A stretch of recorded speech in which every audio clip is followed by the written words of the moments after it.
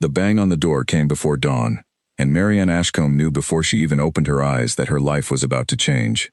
She heard her father's voice first, low and pleading, then a stranger's voice, sharp and cold, cutting through the walls of the small manor like a blade through cloth. She sat up in bed, pulled her shawl around her shoulders, and crept to the top of the stairs to listen. 3 months, the stranger said. You were given 3 months, Baron Ashcombe, and you have given me nothing but excuses. Please, her father said, and Marianne had never heard him beg before, not once in 18 years. I need more time. The harvest was poor. I will find a way. You have had every way handed to you, and you have wasted them all. My patience is finished. Marianne pressed herself against the banister, her heart hammering. She knew, in the vague way a daughter always knows, that her father owed money. She had seen the letters piling up on his desk, the wax seals broken, and the pages covered in numbers that made his face go gray. She had not known it was this bad. There is one way, her father said, his voice dropping so low she had to strain to hear it. I have a daughter, 18 years old, unmarried. If you know of any man willing to take her, with a dowry to be arranged against my debt, I would consider it. Marianne's stomach turned to stone. The stranger laughed, a short, humorless sound. As it happens, I do know of a man, a duke no less, desperate for a wife nobody else wants, because nobody else will have him. Which duke? The Duke of Rothwell. You have heard the stories, I am sure. Crippled since a fall from his horse years ago, cannot walk 2 steps without his cane, bitter as a winter frost, and shut up in that great house of his like a hermit. His man of business has been asking around for a bride quietly, for months. No family wants their daughter tied to a broken duke, no matter his title. But your daughter is young, and you are desperate, and desperate men do not get to choose. Marianne did not wait to hear more. She turned and walked back to her room on legs that did not feel like her own, and she sat on the edge of her bed staring at the wall until the gray morning light crept through the curtains. She was to be sold then, not in so many words, but that was the truth of it. Sold to a man twice her age, a man rumored to be cruel and broken, so that her father could keep his house and his name a little longer. She did not cry. She had learned long ago that crying changed nothing. By midday her father called her into his study. He could not meet her eyes as he explained it, dressing the arrangement up in soft words about duty and honor, and the good fortune of marrying a duke, however unfortunate his condition. Marianne listened without a word until he finished, and then she asked the only question that mattered. Do I have a choice? Her father's silence was answer enough. Then I suppose I am to be married, she said, and left the room before he could see what the words cost her.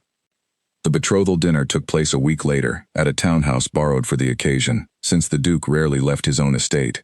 Marianne wore her best gown, a pale blue silk that had belonged to her mother, and sat with her hands folded in her lap while she waited to meet the man who would own her future. He arrived late, leaning on a black cane with a silver handle, and the room seemed to hold its breath as he crossed the floor. He was tall, broader than she expected, with dark hair swept back from a face that might have been handsome if it were not so utterly closed off, like a house with all its shutters drawn. He walked with a heavy, uneven gait, favoring his right leg, and every step looked as though it cost him something. He did not smile when he was introduced to her. He simply looked at her, a long, assessing look, as though he were deciding whether a horse was sound enough to purchase. Miss Ashcombe, he said. His voice was deep and quiet, and utterly without warmth. Your Grace, she replied, and dropped into a curtsy that felt like it took all her strength. Dinner was a stilted, silent affair. The Duke spoke perhaps a dozen words the entire evening, mostly to the men of business seated near him, discussing settlements and terms as though Marianne were not present at all. She watched him from across the table, trying to see past the cold mask he wore, and found nothing to reassure her. The servants who attended the dinner would not meet her eyes when she asked them small questions. One young footman, when she inquired quietly whether the Duke was always so grim, only shook his head and murmured, "Best not to ask questions about his Grace, miss. Some things are not meant to be understood, only endured." It was not a comforting answer. Later that night, back in her own bed, Marianne lay awake turning over everything she had seen. The Duke's cold eyes, his heavy limp, the whispered warnings from strangers who seemed almost afraid of him. She thought of the stories the stranger at her father's door had told, of a bitter, broken man shut up alone in his great house, and wondered what kind of life awaited her behind those walls. She thought too of something odd she had noticed at dinner, something she could not quite explain. Twice, when the Duke thought no one was watching, he had shifted his weight without using the cane at all, moving with a brief, unconscious ease before catching himself and leaning on it again. It had happened so quickly she almost doubted her own eyes. Almost. The wedding was set for a fortnight hence. Marianne spent the days that followed in a strange, numb haze, fitted for gowns she had not chosen, taught the proper forms of address for a duchess, informed of duties she would soon be expected to perform. Her father avoided her eyes whenever they passed in the halls. She did not forgive him, but she did not hate him either. She understood, in a distant way, that desperate men made desperate choices, and that she was simply the price of his survival. On the morning of the wedding, she stood before the mirror in her wedding gown, a woman she barely recognized staring back at her, pale, composed, and utterly alone. "You will be a duchess," her aunt told her, fussing with the veil. "Think of that. Whatever else may come, you will want for nothing." Marianne thought of the cold eyes across the dinner table, the heavy cane, the servants who would not speak of their master above a whisper, and wondered if that was true. The carriage that carried her to the church was lined with black velvet, and she rode alone, watching the countryside slide past the window, farms and hedgerows, and finally the tall iron gates of the church where her future waited for her. The ceremony passed in a blur of vows spoken in a voice that did not feel like her own. The Duke's hand, when he took hers to slide the ring onto her finger, was warm and strong, and steadier than she expected. She glanced up at his face during the exchange and found him watching her with an expression she could not name, something that was not quite coldness, though it was not warmth either. Something guarded, something careful. When it was done, when the priest pronounced them man and wife, the Duke did not kiss her before the assembled guests, as custom might have suggested. He only inclined his head, the barest fraction, and offered her his arm to lead her from the church. As they walked down the aisle together, Marianne felt the weight of his hand on her arm, the careful, measured pace of his steps beside her, the cane tapping softly against the stone floor. She stole one more glance at his face and caught him watching her again, that same guarded look in his dark eyes, as though he were trying to solve some puzzle only he could see. She had no way of knowing, as she walked out of that church a duchess, that the man beside her was not at all what the world believed him to be. She only knew that her old life had ended, and a new one, full of secrets she could not yet imagine, was about to begin behind the walls of Rothwell Hall. The carriage that carried them away from the church was grander than any she had ever ridden in, its interior lined with dark green velvet, the ducal crest embossed in gold upon the door. The Duke sat across from her, his cane resting against his knee, and for a long while neither of them spoke. Marianne watched the countryside change as they traveled, farmland giving way to older, wilder woods, the road narrowing and winding upward into hills she did not recognize. She had never traveled this far from her father's estate, and the unfamiliarity of it pressed against her chest like a weight. "You are frightened," the Duke said at last, breaking the silence so suddenly that she startled. "I am uncertain," she corrected, choosing her words with care. "There is a difference." Something flickered across his face, something that might almost have been the ghost of amusement, a diplomatic answer. "I have had practice at diplomacy today," she said. "It has been that sort of day." He studied her for a long moment, and she found herself unable to look away from his eyes, dark and unreadable, holding secrets she could not begin to guess. "You will find Rothwell Hall quiet," he said finally. "I do not entertain often. I do not expect that to change." "And what do you expect of me, Your Grace?" The question hung in the air between them. He looked out the window rather than answering directly, and when he spoke again, his voice had gone even quieter than before. "I expect very little," he said. "It will be easier for us both that way." Marianne turned her face to her own window and said nothing more, though the words sat heavy in her chest for the rest of the journey. She was beginning to understand that her marriage would not be a partnership, not in any sense she had once imagined. She was a solution to a debt, nothing more, and the man she had married intended to keep her at arm's length for the whole of their lives together. She did not yet know how wrong that assumption would prove to be. Rothwell Hall rose out of the hills like something built to withstand a siege. Gray stone walls stretched 3 stories high, ivy climbing dark and thick across the west wing, and a row of narrow windows stared down at the approaching carriage like watching eyes. Marianne felt a chill settle over her the moment the gate swung open, though she could not have said why. The staff assembled on the front steps to greet them, a long line of servants in neat black and white, their faces carefully blank. Marianne noted, as she stepped down from the carriage, that several of them glanced at the Duke with something like wariness, before quickly lowering their eyes. "Mrs. Pruitt will see to your needs," the Duke said, gesturing to a stout, gray-haired woman standing at the head of the line, her expression stern but not unkind. "She has run this house longer than I have owned it. You would do well to trust her." Mrs. Pruitt dropped a curtsy. "Welcome to Rothwell Hall, Your Grace." The title, addressed to Marianne now, felt strange on her ears. The tour of the house that followed was brief and oddly incomplete. Mrs. Pruitt showed her the drawing room, the library, the dining hall with its long table set for far more guests than the house apparently ever entertained, and the private chambers that would be hers. But when they passed a heavy oak door at the end of the east corridor, a door bound with iron and fitted with a lock that looked far sturdier than any other in the house, Mrs. Pruitt's pace quickened, and she offered no explanation at all. "What is that room?" Marianne asked. "Storage, Your Grace. Nothing of interest." The housekeeper's voice was even, but her eyes did not meet Marianne's, and she moved on before any further questions could be asked. Marianne filed the moment away, along with a dozen other small strangenesses she had already begun to notice. The guards posted at the edges of the property, more than any country estate should reasonably need. The way the stablemaster flinched when a rider approached unannounced. The hushed, careful tone the servants used whenever a name was mentioned in passing. Lord Vane. She did not yet know who Lord Vane was, only that his name seemed to carry a weight in this house that made grown men lower their voices. Dinner that evening was, if possible, even more silent than the one before it. The Duke sat at the head of the long table, Marianne at his right hand, the distance between them somehow feeling greater than the length of wood and linen that separated their chairs. He ate sparingly, spoke less, and excused himself before the final course had even been cleared, citing a headache that Marianne suspected was an excuse to avoid her company.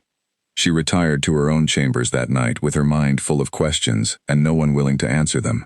Her lady's maid, a quiet young woman named Susan, helped her out of her wedding finery and into a simple nightgown, offering only the barest small talk in response to Marianne's careful questions about the household.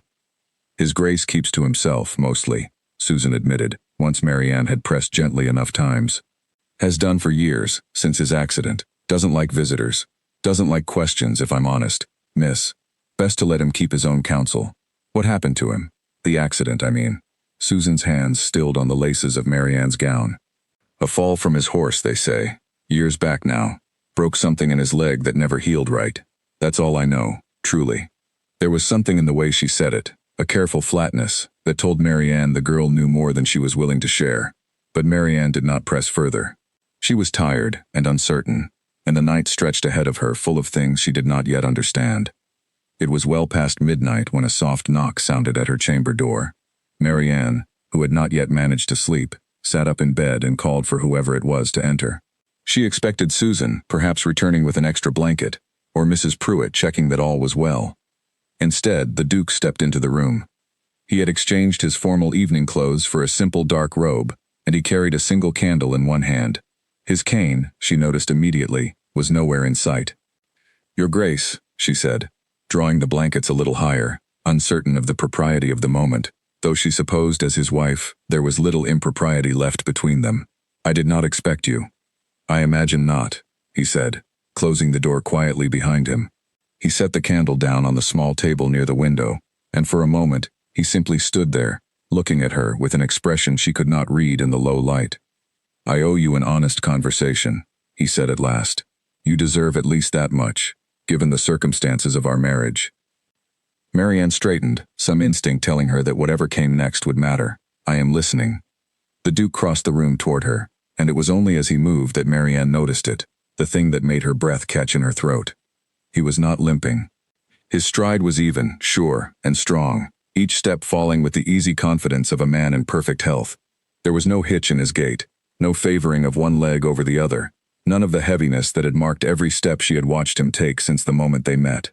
He crossed the length of her chamber in a handful of strides, moving like a man who had never needed a cane a day in his life. "You are not crippled at all," Marianne said, the words escaping before she could stop them. The Duke stopped a few feet from her bed, his expression unreadable in the candlelight. "No," he said quietly, "I am not." Marianne stared at him, 100 questions crowding her throat at once, fighting to be the first spoken. Then why the cane? Why the stories? Why let the whole of England believe you are broken? "Because," he said, his voice dropping lower still, "there are people who would see me truly broken, or worse, if they believed otherwise, and letting the world think me weak has kept me alive far longer than the truth ever could. The candle flickered between them, throwing long shadows across the walls, and Marianne felt the shape of her new life shifting beneath her, revealing depths she had not imagined it might hold. "Then tell me the truth," she said. "All of it. I am your wife now, whatever else that means. I think I have earned that much." For a long moment, the Duke said nothing at all, simply studying her with those dark, careful eyes, as though weighing how much of himself he dared to hand over to a stranger he had married that very morning. Finally, he lowered himself into the chair beside her bed, and when he spoke again, his voice had lost its coldness entirely, replaced by something far more tired and far more human. "My name is Alaric," he said, "and the story the world believes about me is a lie. I built myself, brick by brick, to survive a man who wants me dead." Marianne drew the blankets closer, her heart pounding, and settled in to listen, understanding, in that strange and quiet hour, that the marriage she had dreaded was about to become something else entirely.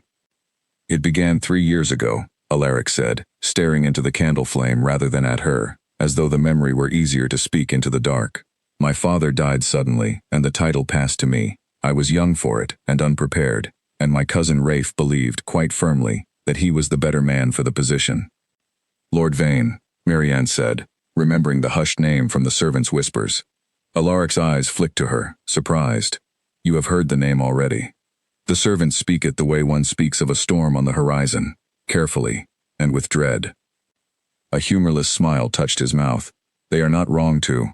Rafe has spent every year since my father's death trying to see me removed from this house, one way or another. There was an accident with a loose stone on the East Tower stairs that I do not believe was an accident at all. There was a hunting party where a shot came far closer to my head than any careless aim should allow, and there was, finally, the fall from my horse that the world believes crippled me." "But it did not," Marianne said.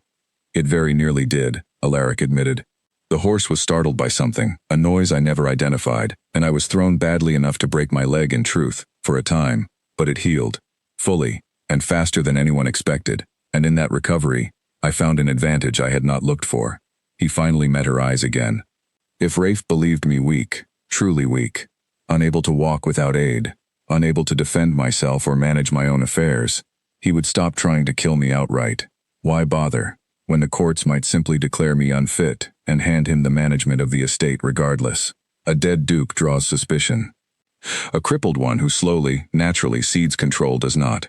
Marianne absorbed this, piecing together the strange details of the day, the wary servants, the locked door, the guards at the gates who watched every visitor with careful, unfriendly eyes. "So you have spent years pretending to be broken," she said slowly, "to convince a man who wants to kill you that he need not bother, because you are already defeated." "Yes." "And the marriage? My marriage to you, arranged so suddenly, to a bride nobody else would consider?" Something flickered across his face, guilt perhaps, or something close to it. "Rafe has begun pressing harder these past months. A petition to the courts, questioning my fitness to manage the estate without a wife or heir to secure the succession properly. He believed, I think, that no respectable family would offer their daughter to a crippled duke, and that my inability to marry would only strengthen his case. I needed a wife, quickly, to counter him. Your father's debts made you available in a way few other young women of good family would have been." The honesty of it stung more than Marianne expected, though she supposed she should have known already. She had not been chosen. She had simply been convenient. "I am sorry," Alaric said quietly, watching her face. "You deserved better than to be a piece moved on someone else's board. I did what I believed necessary to survive, and I am not proud of the cost it demanded of you." Marianne considered him for a long moment, this man who had built an entire false life out of canes and limps and careful, weary silences, all to survive a cousin who wanted him gone. She thought of her own life these past weeks, moved and arranged without her consent, and found, unexpectedly, that she understood him better than she wished to. "What do you need from me now?" she asked, "now that I know the truth?" "Your silence," Alaric said. "Above all else, your silence. If Rafe learns the cane is a lie, if he learns I am whole and strong and capable, he will stop wasting time on petitions and courts. He will move to something more final." "And if I agree to keep your secret?" "Then perhaps," Alaric said, rising from the chair, his stride once again even and sure in the candlelight, "we might yet make something honest out of this marriage neither of us chose." He paused at the door, looking back at her. "Good night, Marianne." It was the first time he had spoken her name. Long after he had gone, Marianne lay awake in the dark, turning the night's revelations over in her mind. She had come to Rothwell Hall believing herself married to a broken man, and had instead found something far more dangerous and far more interesting, a man surrounded by enemies, hiding in plain sight, and now, whether she wished it or not, she was hidden there beside him. Morning came gray and quiet over Rothwell Hall, and Marianne woke with the previous night's conversation still turning over in her mind like a stone she could not stop touching. She dressed carefully, choosing a plain gown suited to exploring rather than entertaining, and made her way down to the breakfast room with a new purpose settled in her chest.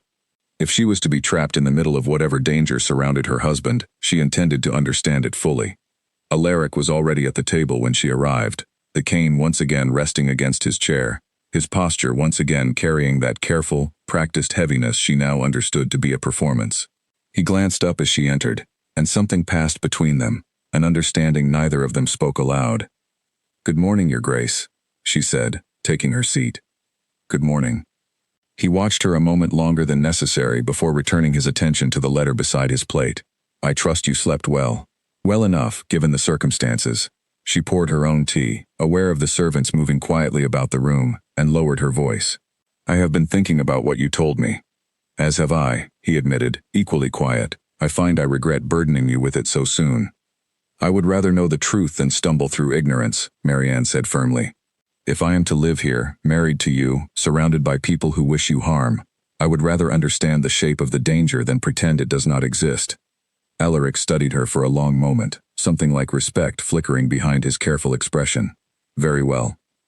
What would you like to know?" "Everything," Marianne said, beginning with Lord Vane. Before he could answer, the door to the breakfast room opened, and a footman announced, in a voice that seemed to carry more tension than the words themselves warranted, "Lord Vane, Your Grace." Marianne's teacup paused halfway to her lips. The man who entered was younger than she expected, perhaps 30, with fair hair swept back from a face that might have been called handsome if it were not for the calculating quality in his pale eyes.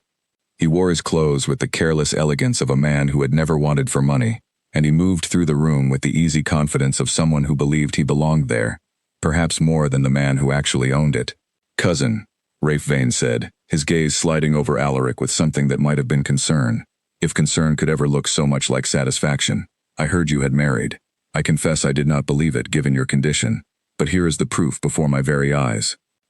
"Rafe," Alaric said, his voice carrying none of the warmth Marianne had heard from him the night before, replaced instead by a flat, careful weariness that she now recognized as part of the performance. "This is my wife, Marianne." Rafe turned his attention to her, and Marianne felt the full weight of his assessment, cool and searching, as though he were cataloging her usefulness. "A pleasure, Duchess. I must say, I did not expect my cousin to secure a bride so quickly, given his difficulties. Whatever family agreed to this match must have been quite desperate." The insult was delivered so smoothly, wrapped in such polite phrasing, that Marianne understood immediately why the servants feared this man more than they feared his cousin's supposed frailty. "My family valued the match a great deal," Marianne said evenly, refusing to give him the reaction he seemed to be hunting for. "As I do." Something flickered in Rafe's pale eyes, a brief reassessment. "How touching. To what do we owe this visit?" Alaric asked, his tone suggesting he already suspected the answer and found it tiresome. "Only concern for your health, cousin, as always." Rafe settled into a chair uninvited, crossing one leg over the other with the ease of a man entirely comfortable in a house he did not own. "Dr. Aldridge mentioned you missed your appointment last week. I worried you might be neglecting your treatments." "I am quite well, as you can see." "Are you?" Rafe's gaze dropped, deliberately, to the cane resting against Alaric's chair. "Forgive me, cousin, but you do not look well. You look tired. Strained. Marriage can be taxing on a man in your condition, I imagine, particularly to a bride so young and, I would guess, so demanding of a husband's attention." Marianne felt her jaw tighten at the implication, but she held her tongue, watching Alaric instead, curious how he would navigate the careful trap laid before him. "I assure you," Alaric said, his voice carrying just the right note of weary patience, "my wife has been nothing but considerate of my limitations." "How fortunate." Rafe's smile did not reach his eyes. "Dr. Aldridge will call again this week regardless. I would hate for your condition to worsen from neglect. You know how quickly these things can decline, cousin, if not properly managed." The threat, thinly veiled beneath concern, hung in the air between them. Marianne understood, watching the exchange, that this was the shape of the danger Alaric had described, not open violence, but a slow, patient campaign to convince the world, and perhaps Alaric himself, that his weakness was inevitable and worsening, until the day came that no one would question his removal from his own estate. Rafe stayed only a few minutes longer, filling the silence with idle conversation about the estate, about mutual acquaintances, about nothing of consequence, all while his eyes continued their careful, searching study of Alaric and Marianne both. When he finally rose to leave, he paused at the door and looked back at Marianne, with an expression she could not quite name. "I do hope you find happiness here, Duchess," he said. "Rothwell Hall can be a lonely place for those who do not understand its peculiarities." Then he was gone, and the room seemed to exhale around his absence. "He suspects nothing," Alaric said once the door had closed, though his voice carried a tension that suggested he was not entirely certain of his own words. "He is testing, as he always does, looking for cracks." "He mentioned a doctor," Marianne said. "Dr. Aldridge, someone who visits regularly to treat your condition." Alaric's expression darkened. "Aldridge is Rafe's man, though he claims to serve me. He comes twice a month to examine my leg, to prescribe tonics and treatments that do nothing but keep up the appearance of ongoing care. I tolerate the visits because refusing them would raise more questions than I can afford." "Tonics," Marianne repeated slowly, an unease she could not quite name settling in her chest. "What tonics?" "Various things. Aldridge insists they aid circulation, ease the pain of old injuries. I take small amounts, enough to satisfy his observation, and dispose of the rest." Alaric frowned, noticing her expression. "Why do you ask?" "Because if this man serves Lord Vane rather than you," Marianne said carefully, "I would want to know exactly what he has been giving you to drink, and whether it truly does nothing at all." The color drained slightly from Alaric's face, as the implication settled over him. "You believe he might be dosing me with something harmful?" "I believe," Marianne said, "that a man who has already tried to kill you through falling stones and stray gunshots would not hesitate to try something quieter, if the opportunity presented itself twice a month, delivered by his own trusted physician, disguised as medicine you have no reason to refuse." Alaric was silent for a long moment, and Marianne watched something shift behind his eyes, the careful calculation of a man reassessing a danger he had grown too accustomed to ignore. "I have been foolish," he said finally. "I built my defense around the assumption that Rafe's methods would remain what they always were, accidents, loose stones. I did not consider that patience might have taught him subtlety." "Then we should find out," Marianne said, surprising herself with the certainty in her own voice. "The next time this doctor visits, I want to see what he brings, and I want to know what is truly in it." Alaric studied her for a long moment, something complicated moving behind his careful expression. "You would help me with this, truly?" "After everything I have already asked of you, and everything I have not yet had the chance to explain." "You are my husband," Marianne said simply. "Whatever the circumstances that brought us together, I find I have no interest in becoming a widow quite so soon into the arrangement." The faintest trace of a real smile touched his mouth then, the first she had seen from him since her arrival, brief and startled, as though he had forgotten his own face could still make the expression. "Then I suppose we are allies, Duchess." "I suppose we are." Over the following days, Marianne began to understand the true rhythm of life at Rothwell Hall, the careful performance her husband maintained at every hour, even when he believed himself unwatched by anyone but her. He limped through the corridors when servants passed. He leaned on his cane during meals, at his desk, in the gardens, letting it slip only in the privacy of his own study, late at night, when he believed the house had gone to sleep around him. She began, too, to seek out Mrs. Pruitt, coaxing small fragments of information from the housekeeper's careful reserve, with patience rather than pressure. It took nearly a week before the older woman's guard began to lower, and even then, only in careful measures. His Grace's father was a hard man, Mrs. Pruitt admitted one afternoon, as she and Marianne walked together through the estate's gardens, ostensibly discussing the arrangement of flowers for the coming season. Favored his nephew, Lord Vane, in many ways, though the title could never pass to him by right. I believe that favoritism planted something poisonous in that young man's heart long before the old Duke passed. And when he did pass, when the title came to Alaric instead. Mrs. Pruitt's mouth thinned. "Lord Vane did not take the news gracefully, Your Grace. There were words spoken at the funeral itself that I will not repeat, and in the years since, there has been trouble. More trouble than any family should have to bear." "The accidents," Marianne said quietly. Mrs. Pruitt's eyes flicked to her, surprised, then resigned, as though she had expected the new Duchess to piece together at least this much by now. His Grace has never spoken openly of it, not even to me, not in so many words. But I have served this house long enough to recognize when tragedy is being dressed up as misfortune. What of Dr. Aldridge? At this, Mrs. Pruitt's expression grew guarded once more, and she glanced around the empty garden before answering, as though even here, walls might carry whispers back to unfriendly ears. Dr. Aldridge came into His Grace's service on Lord Vane's recommendation, shortly after the accident that broke his leg. I have never trusted the man, though I have no proof to offer beyond an old woman's instinct. He asks too many questions of the staff, watches too closely.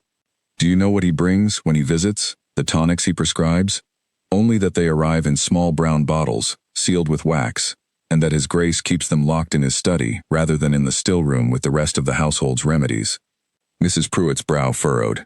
I had never thought much of it before, Your Grace, if I am honest, but now that you ask. Now that I ask myself the same question, Mrs. Pruitt said slowly, I find I do not like the answer that comes to mind. That evening, once the house had settled into its usual quiet, Marianne made her way to Alaric's study, where she found him bent over a ledger of household accounts, his cane discarded against the wall, his posture finally, briefly, entirely his own.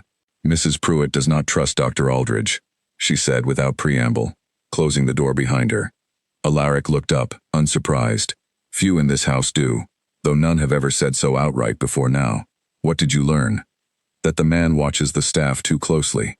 That he asks questions that seem to have little to do with your leg and a great deal to do with the running of this household, and that the tonics he leaves you are kept locked away, separate from anything else, as though even you understood, on some level, that they warranted particular caution. Alaric's jaw tightened. He rose from his desk and crossed to a locked cabinet in the corner of the room, producing a small brass key from a chain around his neck. Inside, arranged in careful rows, sat perhaps a dozen small brown bottles, sealed with dark red wax. I have never had one examined, he admitted, staring at the collection as though seeing it for the first time. I assumed, foolishly, that whatever harm Aldridge intended would come swiftly, obviously, in a form I could recognize and refuse. I did not consider that harm might arrive slowly, disguised as care, sipped in small doses over months and years, until the damage became simply the cost of an old injury, rather than the work of an enemy's hand. Then let us find out, Marianne said, before Dr. Aldridge's next visit gives him reason to wonder why his tonics have gone untouched.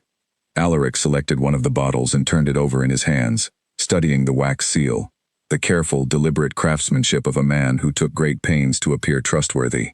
I know an apothecary in the village, discreet and unconnected to my cousin's circle. If we can have this analyzed without word reaching Rafe or Aldridge, then we will know, at last, exactly what kind of enemy we are truly facing, Marianne finished. Outside the study window, the moon rose slow and silver over the dark hills surrounding Rothwell Hall, and somewhere beyond those hills, Marianne knew, Rafe Vane slept easily in his own bed, confident in a plan he believed no one had yet begun to unravel. She intended to prove him wrong.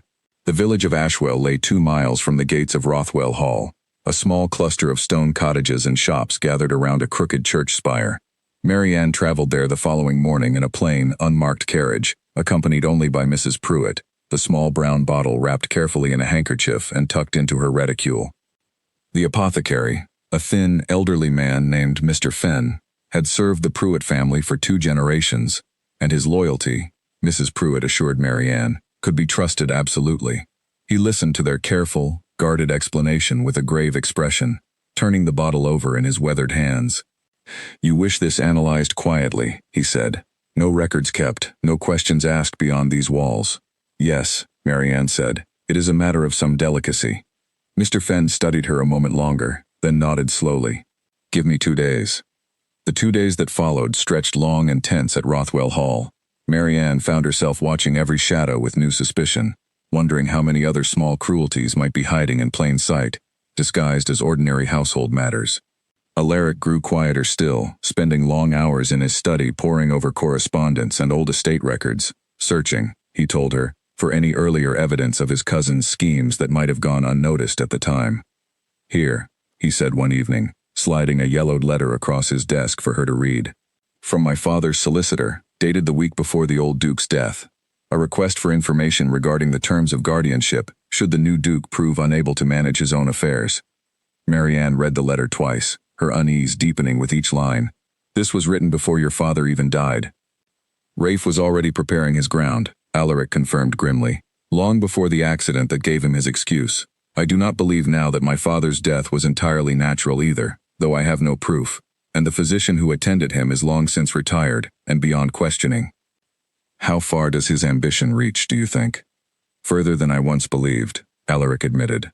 I thought myself merely an obstacle to be managed, contained, controlled through the courts if not removed outright. I begin to fear I have underestimated exactly how patient a man Rafe has become. On the second evening, a message arrived from Mr. Fenn, delivered quietly by Mrs. Pruitt's own hand, carried in secret from the village under cover of an ordinary errand. Marianne and Alaric retreated to the study to read it together, the door locked, the curtains drawn. The apothecary's handwriting was cramped and careful, the message brief but damning. The tonic, Mr. Fenn wrote, contained a common enough combination of herbs meant genuinely to ease muscular pain, mixed with something far less benign, a slow, cumulative poison, administered in doses too small to cause immediate harm, but capable, over months and years of continued use, of producing exactly the symptoms one might expect of a worsening, incurable injury. Weakness, trembling in the limbs, a gradual, believable decline that no honest physician would think to question, since the patient's own history of injury provided such a convincing explanation. Marianne set the letter down with hands that were not quite steady. He has been poisoning you, slowly. For how long? Since Aldridge entered my service, Alaric said, his voice tight with barely controlled fury. 3 years. I have been taking small amounts of this at every visit, believing myself cautious for disposing of the rest, when even the portion I consumed was doing exactly what Rafe intended. You said you take only small amounts. A fraction of what Aldridge prescribes. I never trusted the man fully, even before tonight, and so I have always been careful. But careful was not the same as innocent of the poison entirely. Alaric's jaw clenched. It explains a great deal. The occasional weakness I have felt in recent months, that I attributed to overwork, or poor sleep, or simply the passage of time. Marianne felt something cold settle in her chest at the thought of what might have happened had this gone undiscovered. Had Alaric continued dutifully accepting his cousin's careful poison year after year, until whatever strength he still possessed had truly ebbed away, leaving him exactly as broken as the world already believed him to be. We cannot let this continue, she said. The next time Aldridge comes, we must refuse the tonic entirely, or find some way to gather proof that will stand before the courts, not merely convince the two of us in private. If we refuse outright, Rafe will know we suspect him, Alaric warned. He will simply find another method, one perhaps less patient than poison. Then we do not refuse, Marianne said slowly, an idea forming even as she spoke it aloud. We appear to accept, exactly as before, but we keep every bottle, unopened, hidden away as evidence, and we watch Aldridge more carefully than he has ever watched us, until we learn enough to expose the entire scheme, not merely the poison, but Rafe's hand behind it as well. Alaric considered this for a long moment, something like admiration moving behind his tired eyes. You have a mind for strategy I did not expect to find in a bride chosen for convenience rather than character. Perhaps, Marianne said, you should have asked more questions before assuming convenience was all I had to offer. A real smile touched his mouth then, brief but genuine, and for a moment the careful distance between them seemed to shrink, replaced by something that felt, unexpectedly, like partnership. Dr. Aldridge arrived 3 days later, exactly as Mrs. Pruitt had predicted, a thin, precise man with cold hands and a professionally sympathetic manner that did nothing to hide the calculation in his eyes.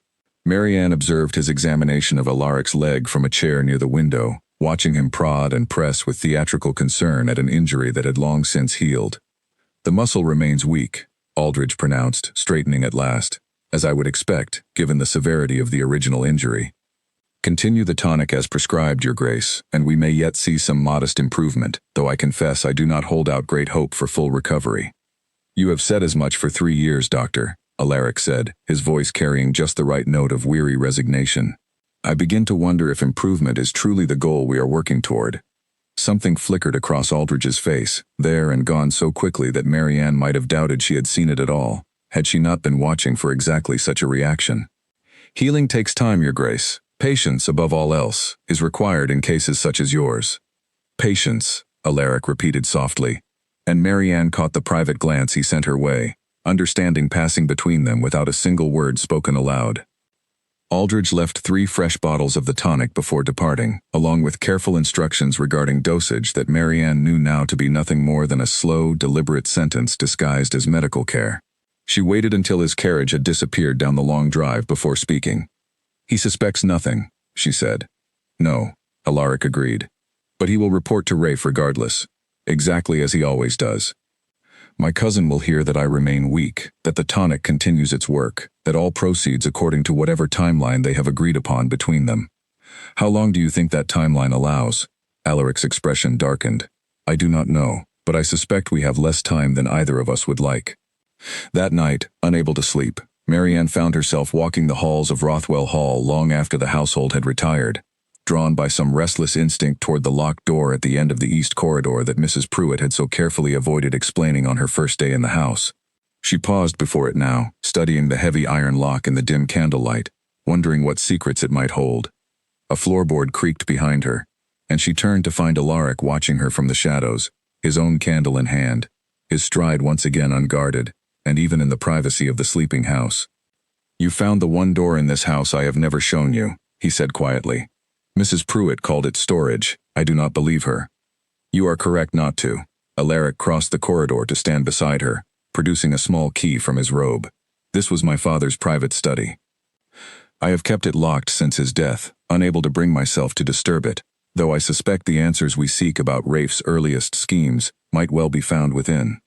The lock turned with a heavy, reluctant click, and the door swung open onto a room thick with dust and shadow, exactly as its former occupant might have left it years before. Marianne stepped inside behind her husband, candlelight flickering across shelves of old ledgers and correspondence, and felt, for the first time since her arrival at Rothwell Hall, that she was standing at the true threshold of the mystery that had drawn her into this dangerous marriage. "If there is proof to be found of what Rafe has done," Alaric said, setting his candle down upon the dust-covered desk, "I believe we will find its beginning somewhere in this room." Together, in the flickering candlelight, they began to search. The old Duke's study yielded its secrets slowly, over the course of several nights spent poring over dust-covered ledgers and yellowed correspondence by candlelight. Marianne and Alaric worked together in careful silence, piecing together a history neither of them had fully understood until now, a pattern of small, calculated moves stretching back years before the old Duke's death. They found letters between Rafe and a solicitor discussing the legal grounds for challenging an heir's fitness to inherit, dated years before Alaric's accident. They found records of payments made to men whose names meant nothing to Marianne, but whose occupations, listed carefully in Rafe's own hand, made her blood run cold. A groundskeeper dismissed shortly after the incident with the loose stone on the East Tower stairs. A gamekeeper released from service not long after the hunting accident that had come so close to claiming Alaric's life. "He has been buying silence," Alaric said grimly, studying the payments listed in his cousin's careful hand. "Or perhaps buying cooperation. I cannot yet tell which, though I suspect the answer may be both." The most damning discovery came on the 4th night, tucked into the back of an old ledger Alaric's father had apparently kept for his own private observations, separate from the official estate accounts. In his father's cramped, careful hand, Marianne found a passage that made her breath catch.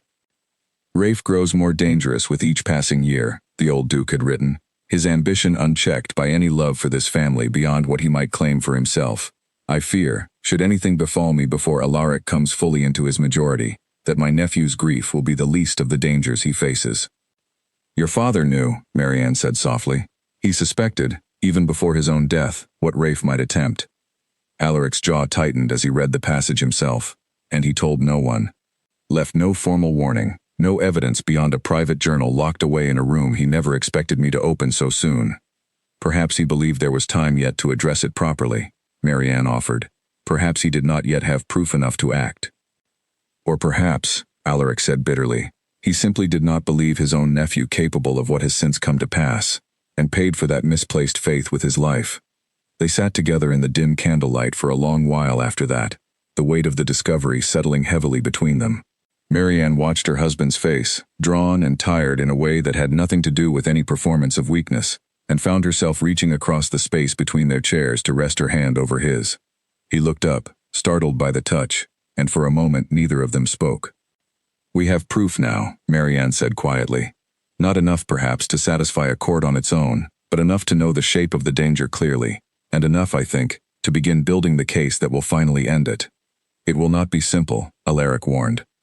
Rafe has spent years cultivating relationships with men of influence, judges and magistrates who owe him favors, or fear his temper enough to look the other way. Proof alone may not be sufficient, if he can simply buy or intimidate his way past it. Then we will need more than proof, Marianne said. We will need him caught, unmistakably, in the act of doing harm, before witnesses who cannot be bought or silenced. Alaric studied her for a long moment, something shifting behind his tired eyes. You speak as though you have already begun forming a plan. Perhaps I have, Marianne admitted, though it will require patience, and no small measure of risk, from both of us. Over the following week, the plan took careful shape between them, discussed only in the privacy of the locked study, late at night, when the rest of the household slept undisturbed. They would allow Rafe and Aldridge to believe their poison continued its slow, effective work, Alaric growing visibly weaker with each staged appointment, his performance of decline deepening in small, believable increments that would draw Rafe closer, confident enough in his success to grow careless. Meanwhile, Marianne would take on a role of her own, one that required a delicacy she had not anticipated when she first arrived at Rothwell Hall, uncertain and afraid. She began accepting Rafe's occasional visits with careful warmth, allowing him to believe her charmed by his attention, sympathetic to his supposed concern for his cousin's declining health, positioning herself as an ally he might, in time, be careless enough to trust with something incriminating. It was dangerous work, and Marianne felt the strain of it keenly. Rafe was clever, and his pale eyes missed little, studying her during every visit with a calculation that made her skin crawl, even as she smiled and played her careful part. You seem troubled, Duchess, Rafe observed during one such visit, seated across from her in the drawing room while Alaric rested, ostensibly, in his private chambers, too weak that afternoon for company. I hope my cousin's condition has not become too great a burden for a young bride to bear. It is difficult, Marianne admitted, allowing a carefully measured note of weariness into her voice, watching a husband decline before one's eyes, with no clear cause and no hope of remedy. Rafe's expression softened into something that might have passed, to an untrained eye, for genuine sympathy.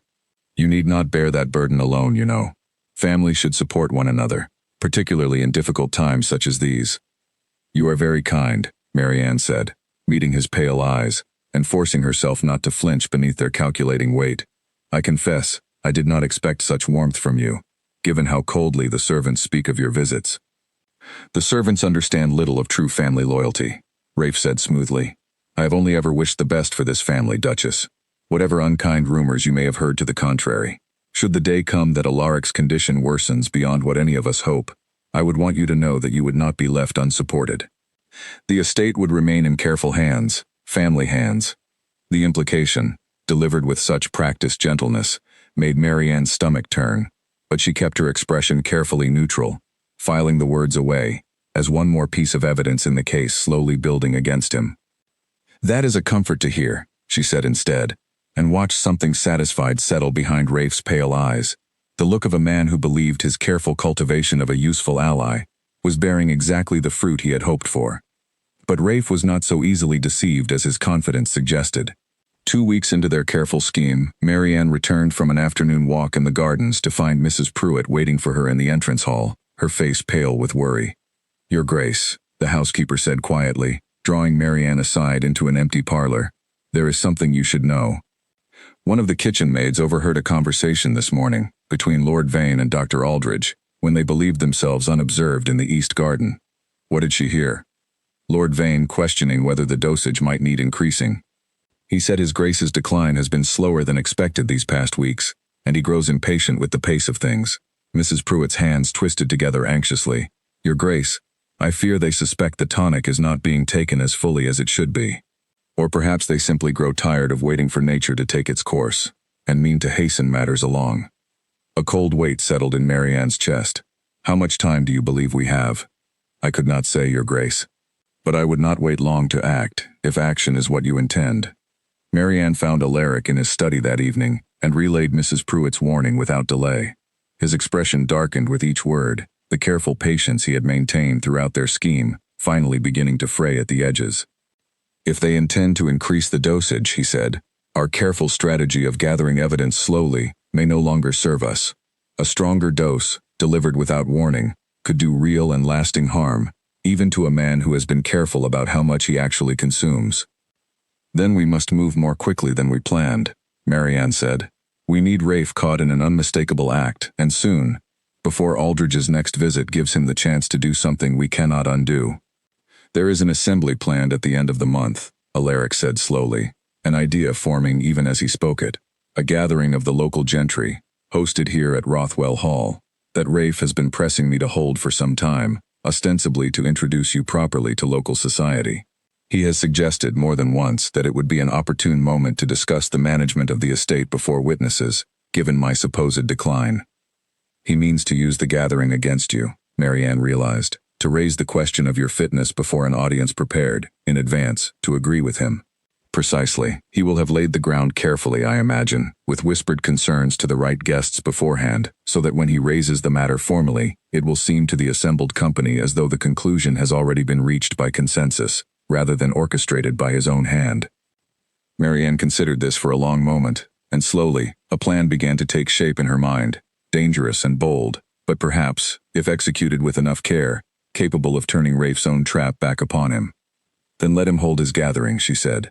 Let him raise his careful, rehearsed concerns before every witness he has prepared, and when he does, let us be ready to answer him with proof he cannot argue away, and a truth he never expected us to reveal. Alaric looked at her for a long moment, something fierce and grateful moving behind his tired eyes. You would risk exposing everything, in front of the very people whose opinion Rafe has spent years courting? I would risk it, Marianne said steadily, because I do not believe we have any safer path left to us. Rafe grows impatient, the poison grows stronger. We cannot afford to wait for a more comfortable moment that may never come. Then we will need more than words to convince them, Alaric said, already turning toward the locked cabinet where the untouched bottles of poison sat waiting, along with the letters and ledgers gathered from his father's study. We will need every piece of proof we have gathered, presented in a manner too clear and too damning for even Rafe's carefully cultivated allies to dismiss. Outside the study window, storm clouds gathered slowly over the hills surrounding Rothwell Hall, dark and heavy with the promise of rain to come. Marianne watched them for a long moment, thinking of the gathering that awaited them at the end of the month, and the confrontation that would finally, one way or another, decide the fate of the man she had married under such uncertain circumstances, and had come, in these past weeks, to understand far better than she ever expected to. We have 3 weeks to prepare, she said finally, turning back to face her husband. Let us make certain we are ready for every possibility Rafe might bring against us. Alaric nodded, his expression resolute despite the danger ahead. 3 weeks, and then, one way or another, this will end. The 3 weeks that followed passed in a careful, tense preparation that consumed every private hour Marianne and Alaric could steal from the watchful eyes of the household. They gathered witnesses of their own where they could, servants willing to speak quietly of what they had seen and heard over the years, though most remained too fearful of Rafe's reach to promise open testimony. They arranged, through Mrs. Pruitt's careful discretion, for Mr. Fenn the apothecary to travel to Rothwell Hall on the night of the gathering, prepared to testify to the true contents of the tonic should the moment require his expertise. And they rehearsed, again and again, exactly how the confrontation might unfold, and how they might answer whatever accusations Rafe chose to raise. He will not simply accuse me outright, Alaric predicted, pacing the length of his study on the evening before the gathering, his stride once again heavy and uneven. The performance resumed now in every unguarded moment, even in Marianne's presence, as though he no longer trusted himself to remember which version of his gait belonged to which audience. That is not his way. He will raise concern, wrapped in careful sympathy, and let the assembled guests draw their own conclusions, guided gently toward the outcome he desires. Then we must be ready to answer sympathy with proof, Marianne said, before the guests have time to settle into the comfortable conclusion he intends for them. The day of the gathering arrived gray and blustery, storm clouds still threatening from the hills beyond, though the rain held off long enough for the first carriages to arrive at Rothwell Hall's front steps by early evening. Marianne dressed carefully for the occasion, choosing a gown of deep blue silk that made her feel, for the first time since her wedding, something like the duchess she had become, rather than the frightened girl who had first walked through these doors. The guests assembled in the great hall beneath the flickering light of a dozen chandeliers, local gentry dressed in their finest, exchanging polite conversation over glasses of wine, while servants moved quietly among them. Marianne stood at Alaric's side, greeting each new arrival with practiced warmth, watching always for Rafe's arrival, knowing the true purpose of the evening would not begin until he made his entrance. He arrived fashionably late, as she had expected, moving through the crowd with the easy confidence of a man entirely at home among people who admired him. He greeted her with careful courtesy, complimented her gown, inquired with performed concern after Alaric's health, and moved on to work the room with the patient skill of a man laying careful groundwork before the true business of the evening began. It was nearly an hour into the gathering, once the wine had loosened tongues and the conversation had grown comfortable and warm, that Rafe made his move. He raised his voice, just enough to draw the attention of the guests nearest him, addressing Alaric across the crowded hall with an expression of carefully manufactured concern. "Cousin," he said, "I confess I have grown worried these past months, watching your health decline so steadily despite every treatment Dr. Aldridge has attempted. I wonder if it might not be time to discuss, openly and honestly, before our dear friends and neighbors, what provisions might be made for the estate's proper management, should your condition continue to worsen." The hall grew quiet around them, guests turning with interested, uncertain expressions, uncertain whether to feel sympathy or alarm at such a public raising of so private a matter. Marianne felt her pulse quicken, understanding that the moment they had prepared for had finally arrived. "That is a delicate subject to raise before company, Rafe," Alaric said, his voice carrying the careful, weary patience of a man long accustomed to enduring such conversations. "I raise it only from love and concern," Rafe said smoothly, turning to address the wider assembly now, his voice pitched to carry. "My cousin has suffered greatly since his accident, and I fear, despite everyone's best efforts, that his condition shows no sign of true improvement. Dr. Aldridge himself has expressed growing concern in recent weeks. I would not wish to see this great estate suffer for want of capable management, should the day come, as I fear it may, that my cousin can no longer bear the burden himself." Murmurs rippled through the assembled guests, sympathetic glances directed toward Alaric, exactly as Rafe had orchestrated. Marianne felt the moment stretching, the crowd's opinion beginning to settle exactly where Rafe intended it, and understood that if they did not act now, the careful trap would close around them entirely. "How fortunate, then," Marianne said, stepping forward, her voice clear and steady in the hushed hall, "that we have gathered exactly the evidence needed to address your concern properly, cousin, rather than leaving such an important matter to whispered rumor and public speculation." Rafe's pale eyes flicked to her, a flicker of surprise quickly smoothed away beneath careful composure. "Duchess? You have expressed concern for my husband's health many times these past weeks," Marianne continued, her voice carrying easily across the quiet hall. "You have spoken of Dr. Aldridge's treatments, his tonics, his careful ongoing care. I wonder, cousin, if you would be interested to learn exactly what those tonics contain." A ripple of confusion passed through the guests. Rafe's expression tightened, the first genuine crack Marianne had seen in his careful composure. "I do not take your meaning, Duchess." "Then allow me to make it plain." Marianne gestured, and at her signal, a servant near the hall's entrance opened the door to admit Mr. Fenn, who stepped into the room carrying a small leather case, his expression grave and steady, despite the weight of every eye now turning toward him. "This is Mr. Fenn," Marianne announced to the assembled company, "an apothecary of good standing in the village of Ashwell, who has analyzed a sample of the tonic Dr. Aldridge has prescribed for my husband these past 3 years. Mr. Fenn, would you share your findings with our guests?" The apothecary stepped forward, opening his case to reveal the small brown bottle, its wax seal now broken, and addressed the hushed hall in a clear, steady voice. "I have examined the contents of this tonic carefully, and found it to contain, beyond the herbal remedies claimed for it, a substance capable of producing gradual weakness and decline, when administered in small, repeated doses over an extended period. In my professional judgment, this is not a remedy at all, but a slow and deliberate poison." The hall erupted into startled murmurs, guests turning to one another in shock and alarm. Rafe's face had gone pale, his careful composure finally cracking under the weight of public scrutiny he had never anticipated facing. "This is absurd," he said, his voice rising. "Some mistake, surely, or a fabrication meant to slander an innocent physician's good name." "Is it a fabrication, then?" Alaric said, stepping forward now, his cane, Marianne noticed with quiet satisfaction, left behind entirely. "That Dr. Aldridge has been in your employ these past 3 years, cousin, receiving payment far beyond what any ordinary physician's fee would warrant? Or perhaps it is a fabrication that you were overheard, not 3 weeks ago, discussing with Dr. Aldridge whether my dosage might need increasing, given my decline had proceeded too slowly for your liking." The color drained further from Rafe's face as the assembled guests turned their attention fully upon him now, the sympathetic murmurs of moments before, replaced by something far more suspicious. "You have no proof of any such conversation," Rafe said, though his voice had lost much of its earlier confidence. "We have witnesses," Marianne said calmly, "and we have this." She produced, from the folder Mrs. Pruitt had carried in behind Mr. Fenn, the collection of letters and ledger entries gathered from the old Duke's study, laying them upon a nearby table for any guest who wished to examine them.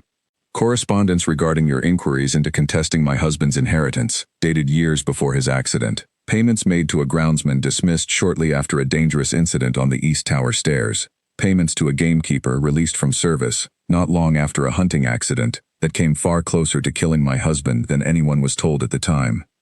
Rafe stared at the documents laid before the assembled company, his mouth opening and closing without sound, the careful mask of concerned family he had worn for years finally, completely shattered before the very audience he had gathered to witness his triumph.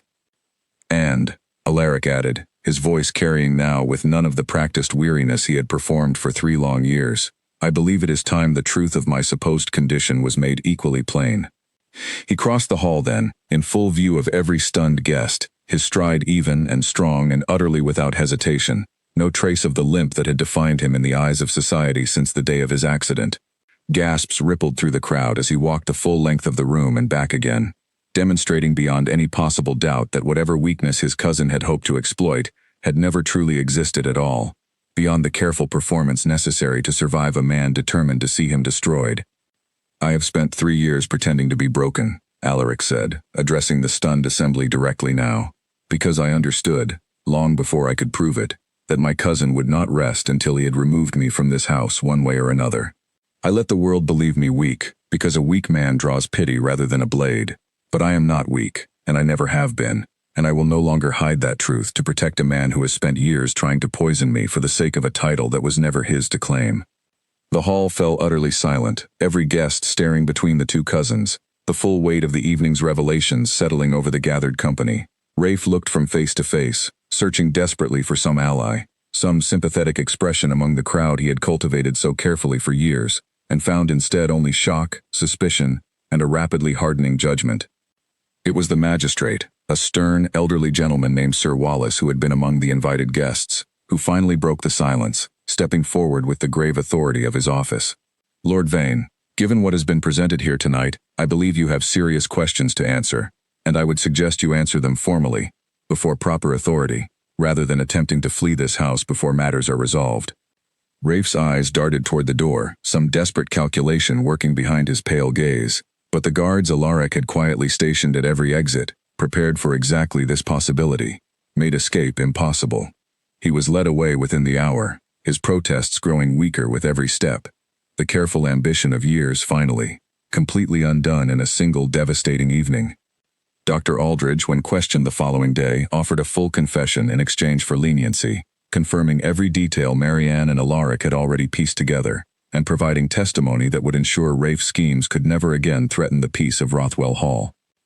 As the last guests departed that night, whispering among themselves about the astonishing revelations they had witnessed, Marianne found herself standing beside Alaric on the front steps of the great house, watching the final carriages disappear down the long drive into the darkness beyond. "It is over," she said quietly. "It is over," Alaric agreed, and for the first time since she had known him, his voice carried no trace of careful performance at all, only quiet, genuine relief. He turned to look at her, something warm and unguarded in his dark eyes, that she had never seen there before. "I could not have ended it without you, Marianne. Whatever the circumstances that brought us together, I find I am grateful, beyond anything I can properly express, that fate chose to bring me a wife with your particular courage and your particular mind. I did not choose this marriage," Marianne admitted, "but I find, standing here tonight, that I do not regret where it has led me." Alaric reached for her hand, and she let him take it, feeling the warmth of his fingers closing around her own beneath the cold night sky. "Then perhaps," he said softly, "we might build something honest between us after all, now that every secret standing between us has finally been laid bare." "Perhaps we might," Marianne agreed, and when he leaned down to kiss her, gently, beneath the vast, dark sweep of stars above Rothwell Hall, she found herself, For the first time since her father's desperate voice had woken her in the gray hours before dawn all those weeks ago, entirely unafraid of the future stretching out before her. The months that followed brought a quiet transformation to Rothwell Hall, one that Marianne watched unfold with a satisfaction she had never expected to feel within these gray stone walls. The cane that had once defined her husband's every public step was retired to a corner of his study, a strange relic of the years he had spent hiding his true strength from a world eager to see him diminished. He walked now with the easy, confident stride that had always belonged to him, and the servants who had once flinched at the mention of Lord Vane began, slowly, to relax into a household no longer shadowed by fear. Rafe's trial proceeded through the autumn months, the evidence gathered so carefully proving more than sufficient to secure his conviction.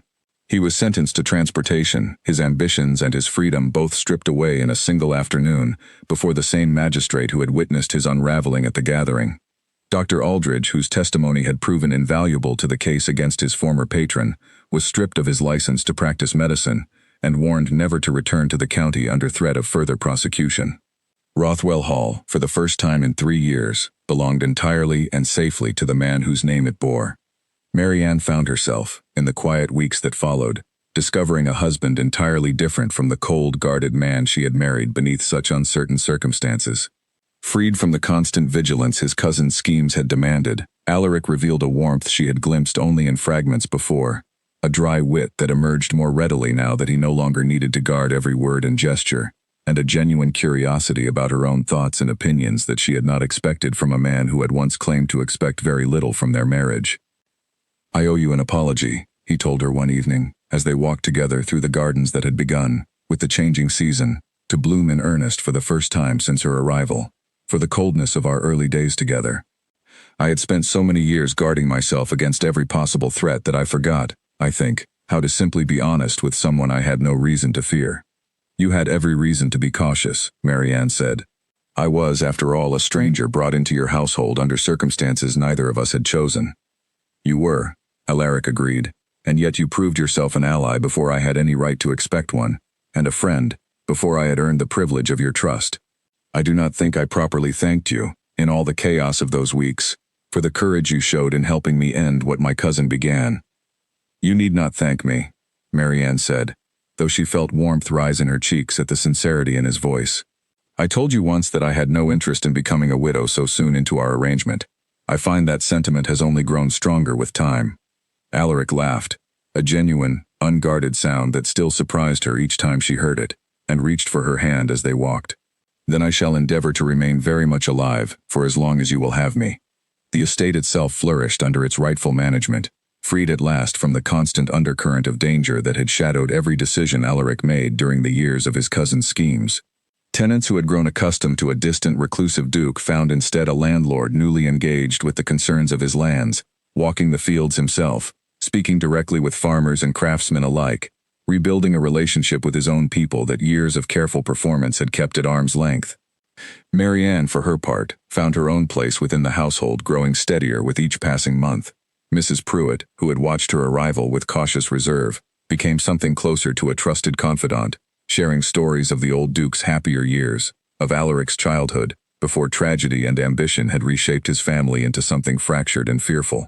Susan, her lady's maid, grew more talkative as the shadow of Lord Vane's influence lifted from the house, offering cheerful chatter about village gossip that Marianne found, to her own surprise, genuinely delightful after the tense silences of her first weeks at Rothwell Hall. It was Mrs. Pruitt who first noticed, one morning in early winter, the particular paleness that had settled over Marianne's face, and the way she had twice, in recent days, excused herself hastily from the breakfast table at the mere scent of certain foods. The housekeeper said nothing directly, only smiled a small, knowing smile, and quietly arranged for the household physician, a kind and honest man entirely unconnected to Dr. Aldridge's disgraced practice, to call at the house the following week. When Marianne shared the physician's news with her husband that evening, in the privacy of his study where so many of their most important conversations had taken place, she watched something extraordinary move across his face, a joy so unguarded and complete that it brought unexpected tears to her own eyes. "A child," Alaric said softly, as though testing the word, uncertain it could truly belong to him. "Truly?" "Truly," Marianne confirmed. "Sometime in the early summer, the physician believes." Alaric crossed the room and gathered her carefully into his arms, and Marianne felt, in the warmth of his embrace, how far they had traveled together from that first cold dinner where he had barely spoken a dozen words in her presence. "I never dared hope," he admitted quietly, "when this marriage began, that it might grow into something so far beyond what either of us expected." "Nor did I," Marianne said, resting her head against his chest, listening to the steady beat of his heart beneath her ear. "I came to this house believing myself a bride sold to settle a debt, married to a man the world called broken. I never imagined I would find, instead, a husband, a partner, and now, a family of my own choosing." Winter settled gently over Rothwell Hall in the weeks that followed, the great house filled now with a warmth it had not known in years, laughter echoing through corridors that had once carried only careful, wary silence. Marianne watched, from the window of her chambers, the snow gathering soft and white across the gardens where she and Alaric had first begun to build something honest between them, and felt, for the first time in her young life, entirely and completely at peace. The child, when it came the following summer, was a daughter, born with her father's dark eyes and her mother's steady, unflinching courage, and named, at Alaric's quiet insistence, after the strength that had carried them both through the darkest chapter of their shared history. Rothwell Hall rang with new life at last, its old shadows finally, fully banished, its future secured not through schemes or poison or careful, desperate performance, but through the simple, hard-won honesty of two people who had learned, against every expectation, to trust each other completely. Marianne Ashcombe had arrived at Rothwell Hall a frightened girl, married against her will to settle her father's debts, believing herself bound to a broken man and a loveless future. She left that chapter of her life behind entirely in the years that followed, becoming instead a duchess whose courage had exposed a murderer, whose partnership had saved her husband's life, and whose love, freely given once the truth between them had finally been laid bare, had transformed a house of secrets into a true and lasting home.